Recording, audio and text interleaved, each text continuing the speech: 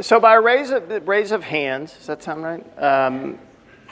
If you look back on your life, is there at least one particular day that stands out? Is that safe to say? Okay, at least some of us. I'm of that variety. I fit in that mold. And mine was August 31st, 2011. And I'm almost positive that you don't remember that was a Wednesday. And it was the end of August, and I remember very clearly waking up on that day and going outside and looking, and the sky was perfectly blue. It almost looked like an artist's rendition, that it was so brilliant. And the only thing that was unusual about that Wednesday was it was close to the 3-day weekend. So Labor Day was coming and the end of summer. So from the outside looking in, it was a very ordinary day, unspectacular and unextraordinary in any way, shape, or form, except for me. Because on August 31st, 2011, that was the day that I was going to kill myself. That was the day that I was going to end my life by suicide. That was the day that the monster known as clinical depression had finally convinced me of its lies. That I was weak, stupid, ugly, grotesque, pitiful, that I was useless and worthless, that I was a burden and I was an embarrassment and I was a problem that needed to be eliminated. And the monster promised me that the end of my pain, the literal hell that I had been experiencing between my two ears for close to 40 years, would end at the moment that I killed myself.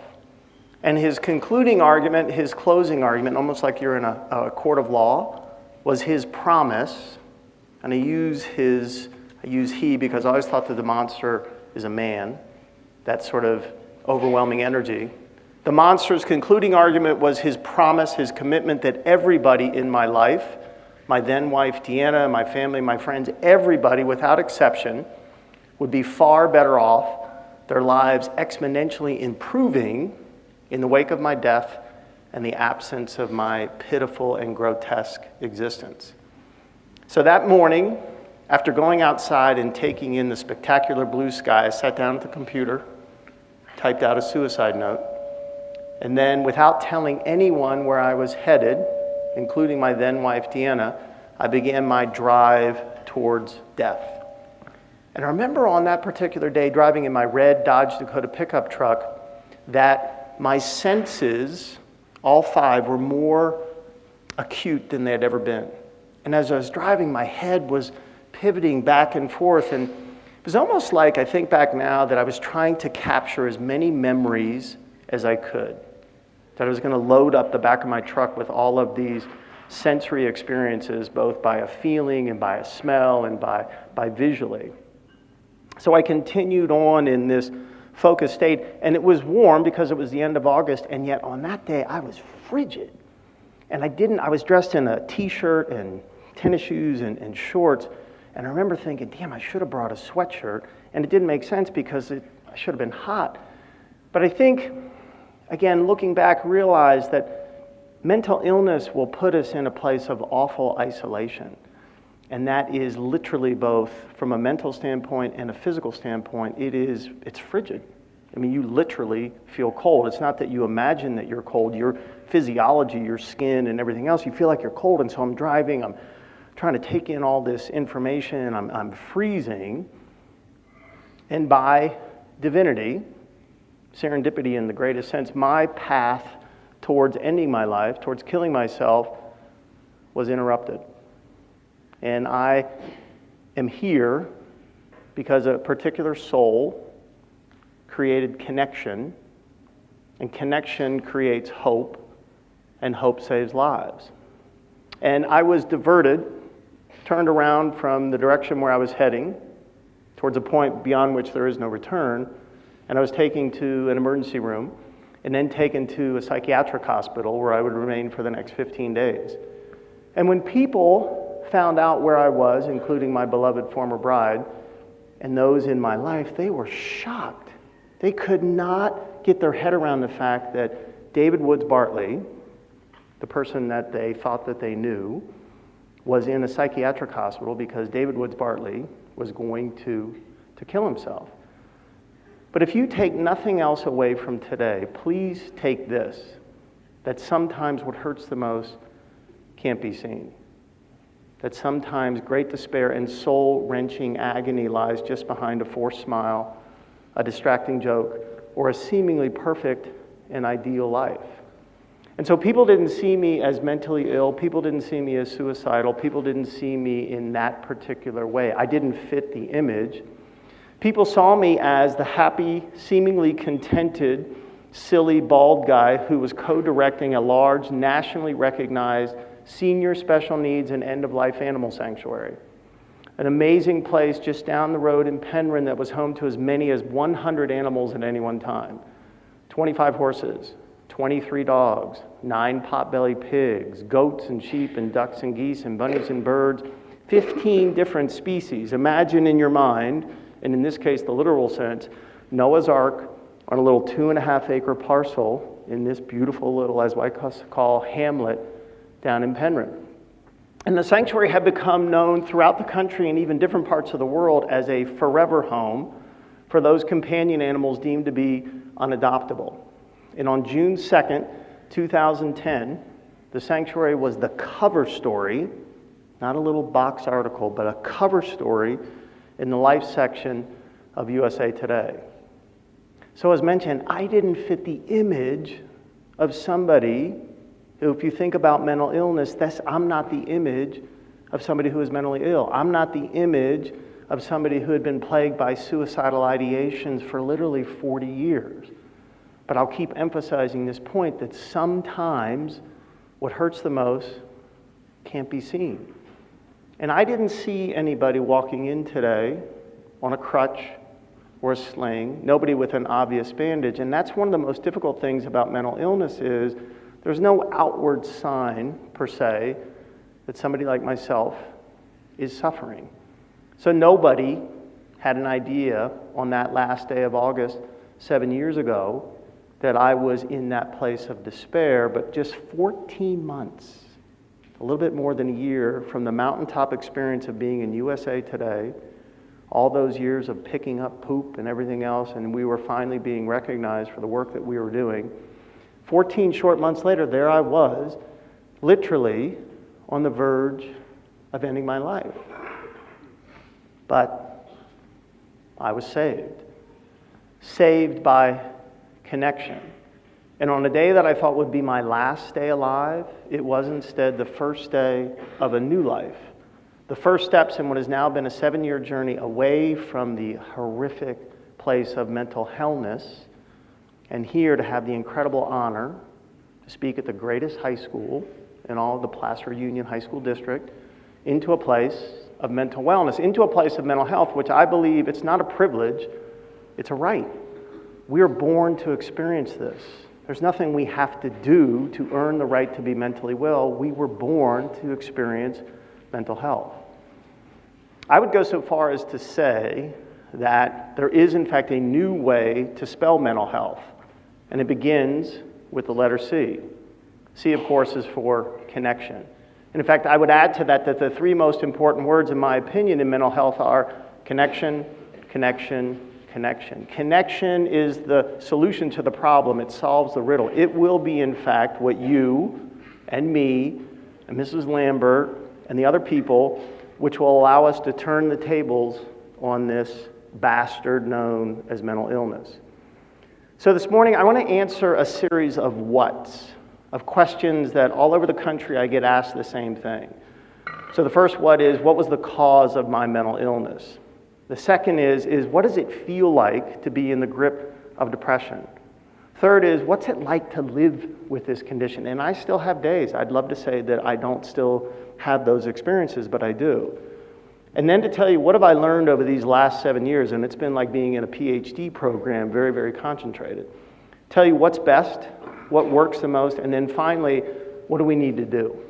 What do we need to do not only for our own mental health, but what do we need to do to step up and be in service, to extend kindness like a broad net to our brothers and sisters who we go to school with, not just in the family sense, but in the larger community sense? And then what do we need to do with the people in the world? Because I'd like you to realize this fact, and it is incredibly true.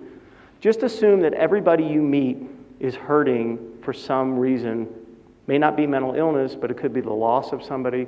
It could be that they're dealing with some hidden pain. Just assume that everybody is dealing with some sort of pain, and just be kind to everybody. That's really the takeaway. I'm going to jump to the end. Just be kind. What wisdom can you find that's greater than kindness? There is none. So first, what? What caused my mental illness? And there's lots of different reasons why. Mine is pretty common. Genetics plus trauma equals mental illness. My grandfather, who I never met, committed suicide when my father was just 5 years old. My father, in turn, suffered horrifically until his untimely death at 41. So I inherited the genetics, and this is possible because mental illness in all its evil and awful incarnations is a medical condition. I'm not morally bankrupt. I'm not spiritually deficient. This is a medical condition very much like diabetes, heart disease, cancer, any other medical condition that we can define. That's what mental illness is. And so I inherited these genetics, but it's important to note I have 3 older brothers that could be possibly the most irritating souls in the world. But I love them dearly, and thankfully they have no instance, no evidence of mental illness. Because just because you inherit a genetic predisposition of any malady doesn't mean that you're going to experience that. It doesn't mean that a soul is committed, is sentenced to that sort of experience at any point of their life. But when you add in trauma, especially childhood trauma, you have basically assured that that soul at one point is going to have to deal with this thing called mental illness. I don't know what my grandfather's trauma was. I know my dad's trauma was losing his dad when he was just 5 years old. That is enough trauma for anybody. I was 7 when my father died. And when I was 11, I was repeatedly raped by an assistant scoutmaster. Genetics plus trauma equals mental illness. And it's important, and this may be difficult to hear, but I really want you to understand, especially if you don't experience this sort of condition, what does it feel like to be in the grip of depression? And the easiest way, the metaphor that I'd like to use, is to tell you about one of the dogs that was at the sanctuary. Winston was a Boston Terrier.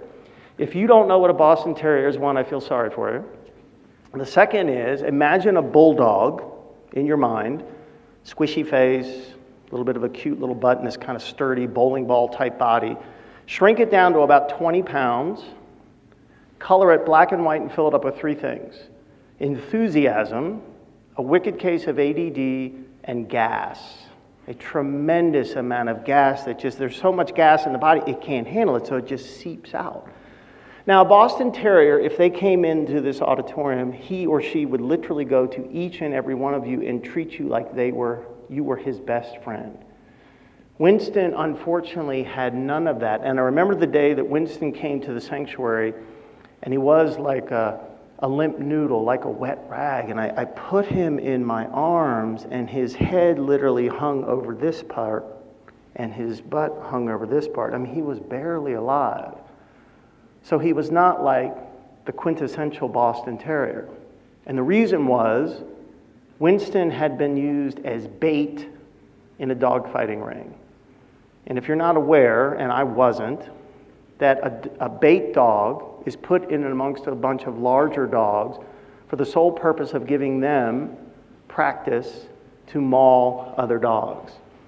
And again, this is difficult, especially if you can imagine this 20-pound innocent furry soul being beaten and attacked and literally raped and abused and tormented. That's what depression feels like. It's like being in a fight and tapping out, but you're given no mercy. It's like getting sucker punched, and when you're down on the ground, you were repeatedly kicked over and over and over. It's like trying to scream that you need help, but somebody has their hand so tight across your mouth that nobody can hear you scream. It's also like, if you can imagine, lying in a shallow grave and you're fully conscious, but you can't move. But you are aware, because you can feel it, of every shovelful of shame that's being heaped upon you by the monster as he stands over you laughing. Because the monster in this particular disease is able to convince the sufferer who lies dormant that they are the cause of their own suffering.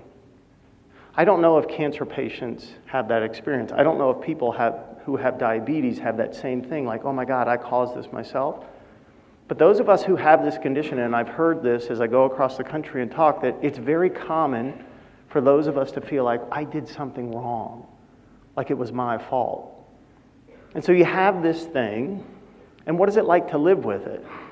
So the easiest way is to tell you another animal story, and you're going to hear lots of animal stories today. So does anybody know what a fainting goat is? I mean, it is literally, this is not like some euphemism, it is a goat that faints. Now, I'm not sure why the creative force decided on one day, hey, I'm going to make goats that faint. So what happens is a fainting goat is about mid-size and weighs maybe, 50, 60 pounds. And when they get startled, they faint.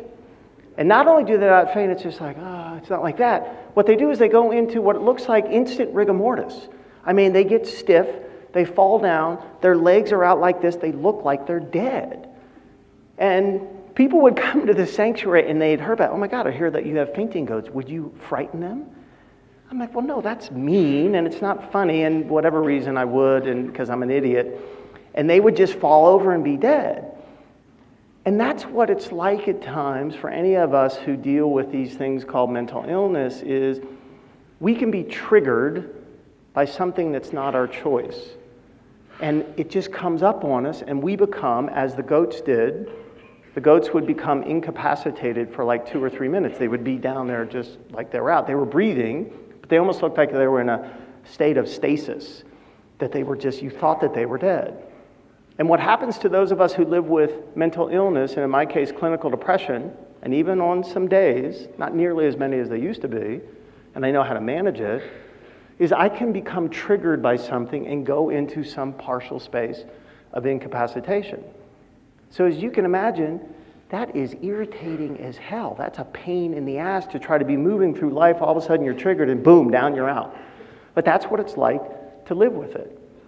And what happens is, if you have enough of those experiences, especially as you go through life, and I'm 56 years old, and you have these experiences, little by little, in the absence of being able to talk about it, your soul begins to leak out some hope.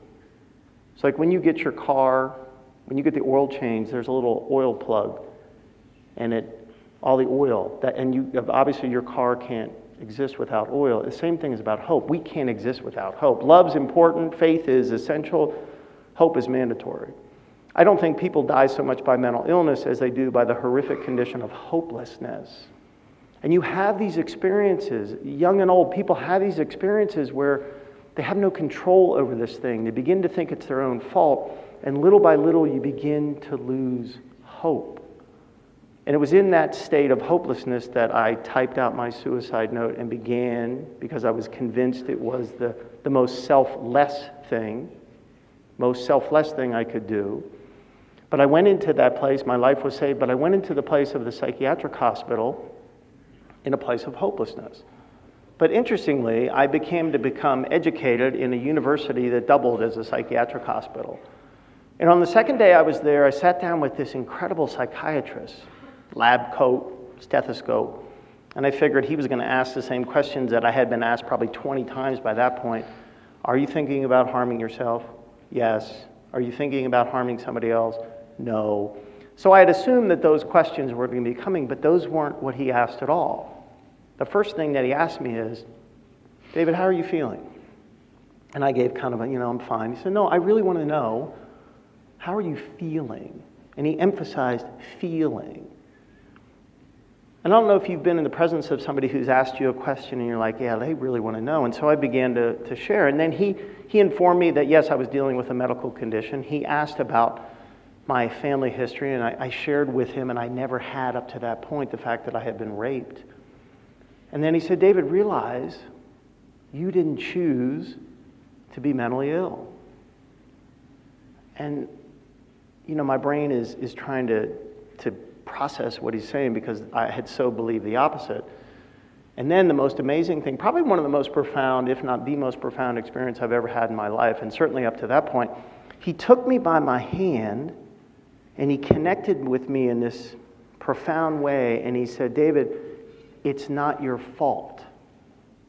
And I don't know if you've had the experience where somebody has said something to you and it's so opposite of what you believe that, again, your mind's trying to catch up to what this person has said. And he picked up on these nonverbal clues, just held my hand a little closer and then said, David, listen to me, hear me, please, I beg of you.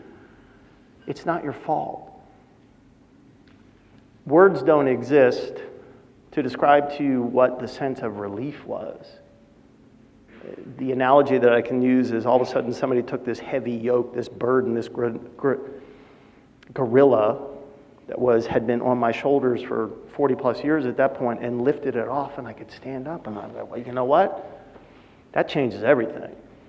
And so then in the hospital, I became educated again that mental illness, in my case depression, not to be redundant, but just to emphasize a point, it's not satisfied with like eating my mind. It wants to overwhelm my physicality, my physiology, and then ultimately it wants to feast on my soul. So in other words, it impacts my body, my mind, and my spirit, and that's bad news. But it also, the silver lining there is it points to the way that I can be well. So as I like to say, I have put my self-care on a pedestal. It's all about taking care of myself because I have nothing to give. I can't be here today to try to be of humble service to you unless I take care of myself. So it's all about body, mind, and spirit, and I'll give myself credit for one thing, I'm ridiculously consistent. I'm real careful to sleep hygiene. I'm real careful to diet because there's actually more neurotransmission that happens in my gut than happens in my head. I am what I eat. I go to the gym 4 to 5 days a week. I make sure I get outside each and every day. I see my therapist every Tuesday. I just saw my psychiatrist who I see every month yesterday. I take my meds every single day, even on a day like today when I feel freaking great. And then the foundation of what I do is my own spiritual practice with the creative force of my understanding. And now, my life is all about trying to be of service, trying somehow to tell animal stories to make this topic of mental illness a little bit more understandable, a little bit more approachable, and hope that one person, just one, in every audience is more aware, more educated, but more importantly, that they know that they're not alone. This thing is not their fault, and that it's possible. It's not a death sentence. It's not your identity. You can go from mental hellness to mental wellness. I'm here to tell you, yes, you can. But the most important thing I do, and this is going to be redundant, it's about connection, connection, connection. I am a connection-creating machine because I believe that connection is the most purest form of reciprocity. I can't help to feel better when I create connection with you. It's this circular thing. So I can be well as long as I create connection. And Deanna and I saw this at the sanctuary time and time again. And Winston, our beloved Winston, who came into our care in this place of being barely alive, don't worry, he got well. Like, he went from skinny and scarred and beaten and bruised to bold and beautiful and bratty. He just became a little bit of a jerk, but he got his personality back.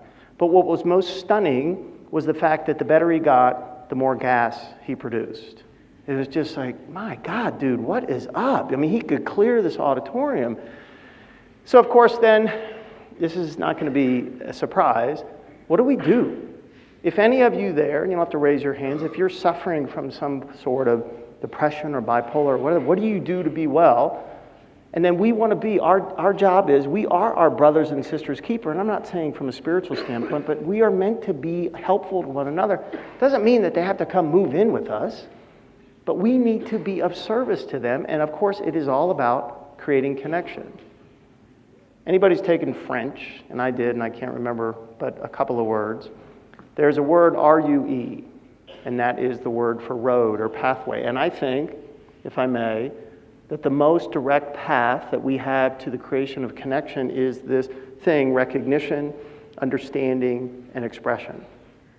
And the beautiful thing about these is oftentimes we see somebody who we may think something's not quite right, something may be off, they may be depressed or even suicidal, and we don't want to move forward because we figure we're going to say or do the wrong thing. And what I'm here to tell you is these three things today, if you do those, they will never be wrong.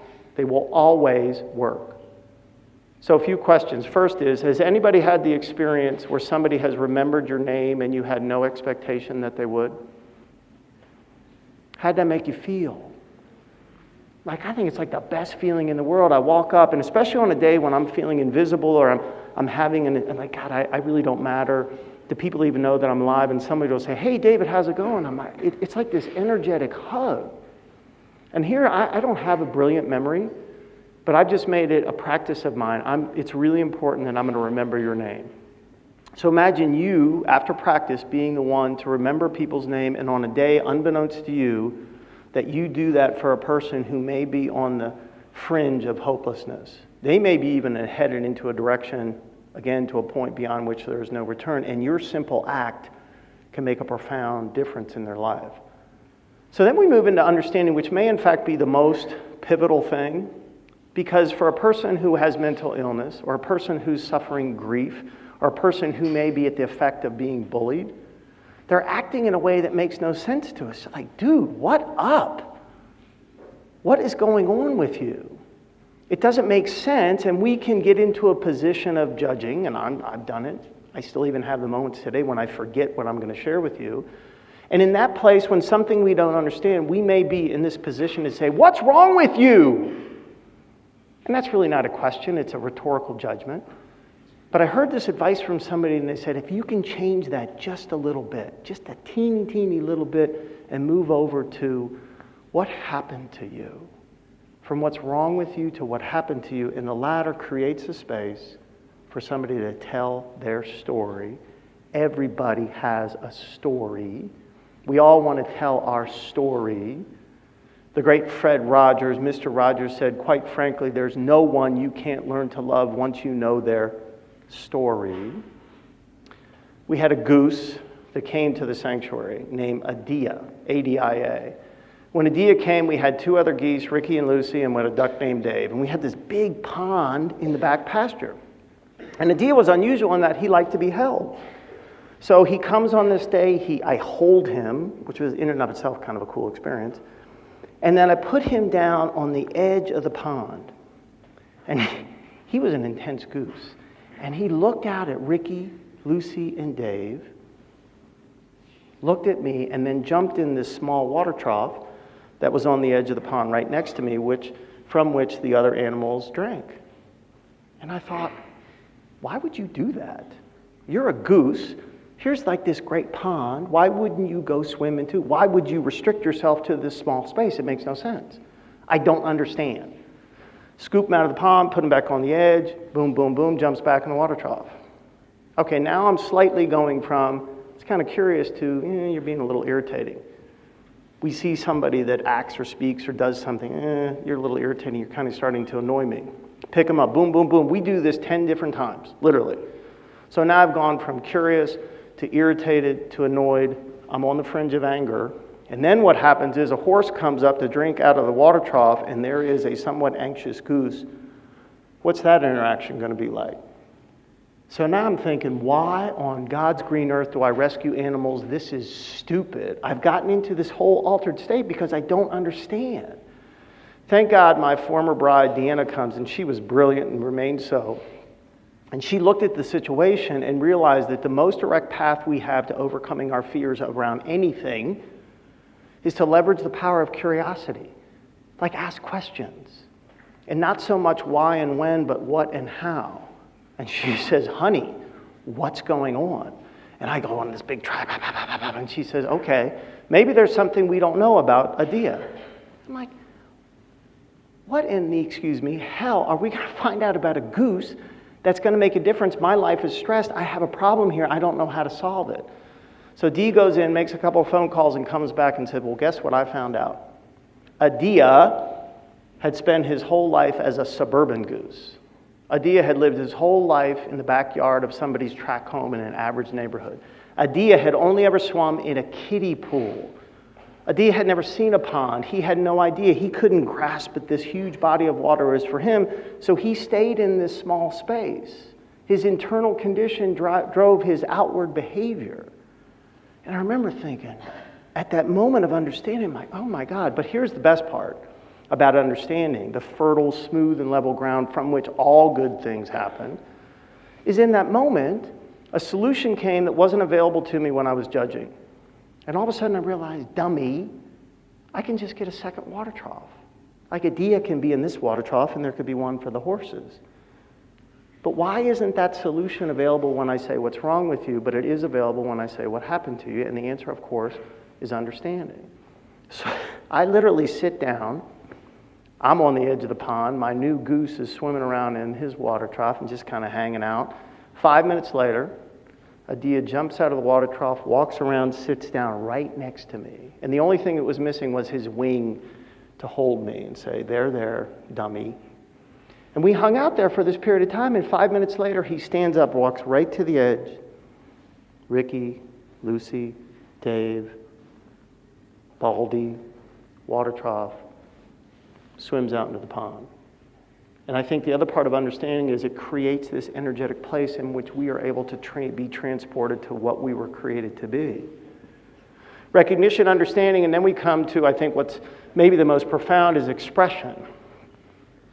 Has anybody been on the receiving end of a timely, specific, authentic expression of the fact that somebody loves them, that somebody cares, that somebody's willing to stand by you no matter what? How does that feel? And the other question is, I've done this talk many times and I love it, can you ever hear that too much? Like, can then you ever hear too much of, hey man, I matter, you matter to me, I believe in you, I'm here for you. And of course you can't. But yet we assume that people know how we feel, and I'm here to tell you, no, they don't. They don't know how you feel. Even if you just told them, they need to hear it again and again because life is hard. And our job is to be kind. There is no wisdom greater than kindness. And so we can express ourselves, and I would like you to become masters of this by sending a timely and specific and authentic text, an email, a phone call. But I believe that the most timeless, important thing are these handwritten notes. And who's ever gotten a handwritten note from somebody? And the things always seem to appear at the right and perfect time. Now, ladies, I'm going to talk to the guys here for just a second. I think life gives us the incorrect impression that as men, no matter what our age, we're supposed to be tough, and we're not supposed to express ourselves, and that the finest leaders are the one that can really drive people and get the best out of them, and we're not supposed to let people see us cry and blah, blah, blah, and that's all BS, I'm here to tell you. So if I think that the most profound example of expression is my big brother, who is the finest man I know, and my big brother is a very important soul. My big brother has a tremendous responsibility. My big brother graduated from West Point in 1976. My big brother is a tank commander. My big brother is an Army Ranger. So this is a fighting warrior, and yet he is the most compassionate, to find his curiosity without assumption, the most compassionate, loving, kind soul I know. And on my first day in the psychiatric hospital, I get a phone call. Who is it from? It's from my brother.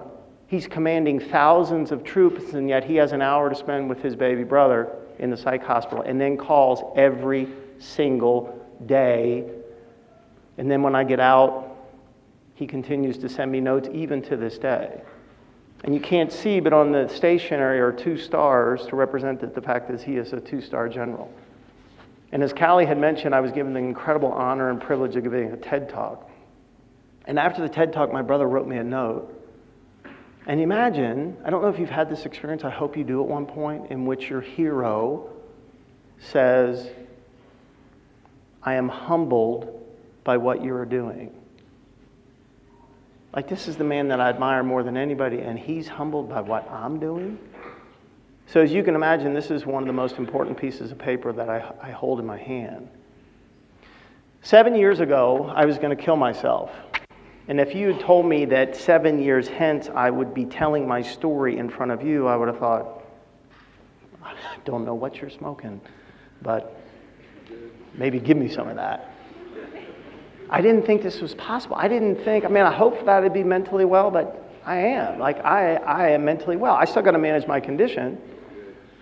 But here's the fact. Again, there's a great guy by the name of Dr. Drew Ramsey who's a psychiatrist.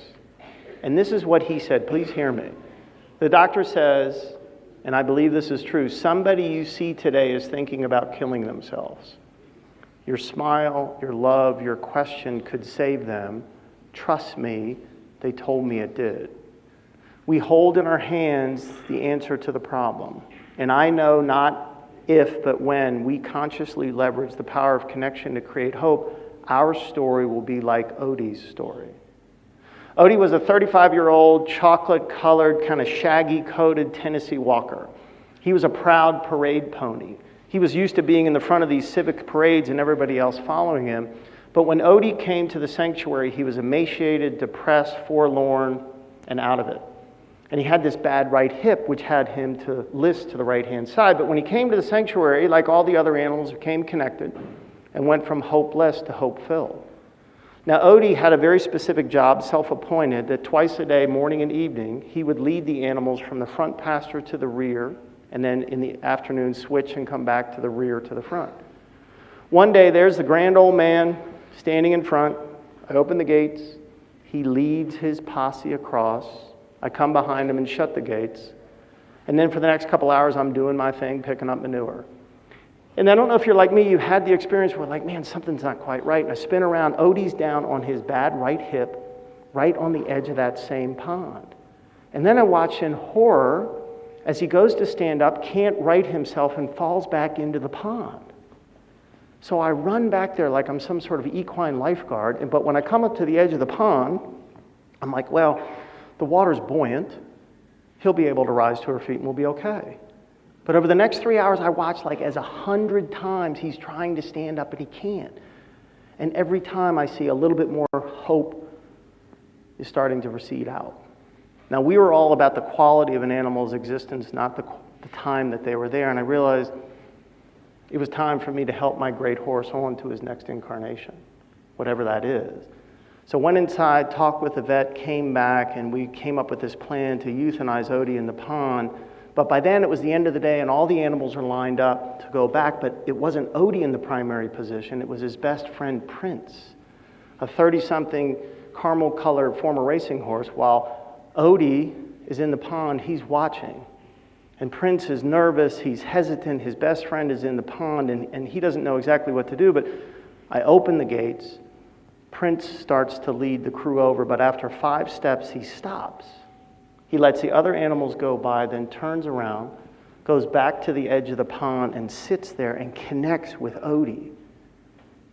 And I walk up next to Prince, and the three of us are like 3 brothers, and we're engaged in this sacred and solemn goodbye. And we're there, and then all of a sudden, Odie stands up. And he steadies himself, and little by little, he makes his way out the shallow end of the pond, and he takes this sweeping left-hand turn, and he comes up to me, and he puts his head right in the center of my chest. And then he breaks apart and goes nose to nose with Prince. And then the 2 besties turn, Odie leaning into Prince, Prince holding Odie up, and they make their way to the front pasture. Odie didn't live for 3 more months after that. Odie didn't live for 3 more weeks. Odie didn't live for 3 more days. Odie lived for 3 more years. That's the power of connection. Connection creates hope, and hope saves lives. But don't take my word for it. Ask Odie. Thank you, guys.